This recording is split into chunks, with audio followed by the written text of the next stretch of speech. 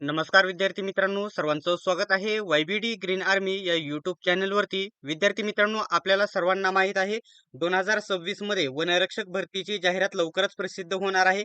येत्या फेब्रुवारी महिन्याच्या शेवटच्या आठवड्यामध्ये किंवा मार्च महिन्याच्या पहिल्या आठवड्यामध्ये ही जाहिरात प्रसिद्ध होऊ शकते. विद्यार्थ्यांचा सर्वात जास्त एकच प्रश्न येत आहे, एकच कमेंट आहे की वयोमर्यादेमध्ये वाढ भेटेल की? आता मुळात आधी वयोमर्यादा किती आहे हे बघणे महत्त्वाचं आहे. त्याच्यानंतर वाढ होण्यासाठी आपण काय प्रयत्न करणार आहोत, डिटेल्समध्ये संपूर्ण माहिती सांगणार आहे. कॅटेगरीला, प्रत्येक कॅटेगरीनुसार कॅटेगरीला वय वय किती आहे आणि किती वाढ होण्याची शक्यता आहे आणि वय वाढ होण्यासाठी आपण काय करणार आहोत, संपूर्ण माहिती सांगणार आहे. अशाच प्रकारच्या माहितीसाठी आणि वनरक्षक पदाच्या संपूर्ण तयारीसाठी अजूनही चॅनेलला सबस्क्राईब केले नसेल तर सबस्क्राईब करून घ्या आणि बेल आयकॉनलाही ऑन करून घ्या. ठीक आहे. आणि जो आपला वनरक्षक वनसेवक पदभरतीसाठी जो स्पेशल टेलिग्राम ग्रुप आहे, नक्की जॉईन करून घ्या. लिंक तुम्हाला डिस्क्रिप्शन मध्ये देत आहे. आता विद्यार्थ्यांचं काय म्हणणं आहे, ज्याप्रमाणे पोलीस भरतीला या ठिकाणी मोठ्या प्रमाणामध्ये वयमध्ये सूट देण्यात आलेली आहे, त्याप्रमाणे या भरतीला म्हणजे वनरक्षक भरतीला सूट देण्यात येईल का? तर डिटेल्समध्ये माहिती सांगतो, फक्त माहिती समजून घ्या. तर आता जे अमागास आहेत, खुल्या प्रवर्गातील उमेदवार आहेत, ते 18 ते 27 वर्षापर्यंत फॉर्म भरू शकता. 18 ते 27 वर्षापर्यंत तुम्ही फॉर्म भरू शकता. त्याच्यानंतर मागासवर्गीय, अनाथ, अधुगं जे उमेदवार आहेत, ते देखील 18 ते 32 वर्षापर्यंत, म्हणजे या ठिकाणी बाकीचे जे सर्व कॅटेगरीचे एस-सी, एस-टी सोडता बाकीचे सर्व उमेदवार येतात ते 18 ते 27 वर्षापर्यंत इथे फॉर्म भरू शकता.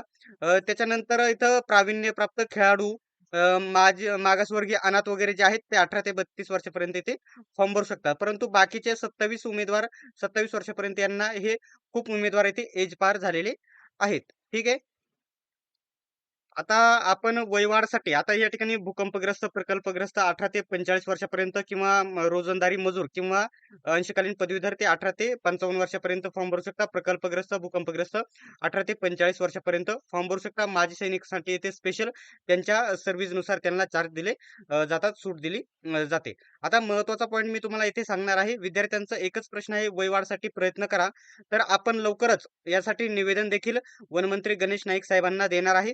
सोबतच या ठिकाणी सर्वत्र महाराष्ट्र पोलीस भरतीमध्ये ज्या विद्यार्थ्याने, ज्या ठिकाणी सरांनी पूर्ण या ठिकाणी वयवाढ केली, मुकुल सर यांच्यासोबत देखील आपलं बोलणं झालेलं आहे आणि ते देखील आपल्याला यासाठी मदत करणार आहेत वयवाढसाठी. आपल्या पद्धतीने जेवढे पण प्रयत्न होतील तेवढे आपण वयवाढ होण्यासाठी आपण संपूर्ण मुकुल सरांच्या मदतीने वयवाढ करून घेणार आहोत. मुकुल सरांची नक्कीच या ठिकाणी मी पुन्हा एकदा याच्या संदर्भात बोलणार आहे आणि वयवाढ संदर्भात आपल्याला त्यांची नक्कीच मदत भेटणार आहे.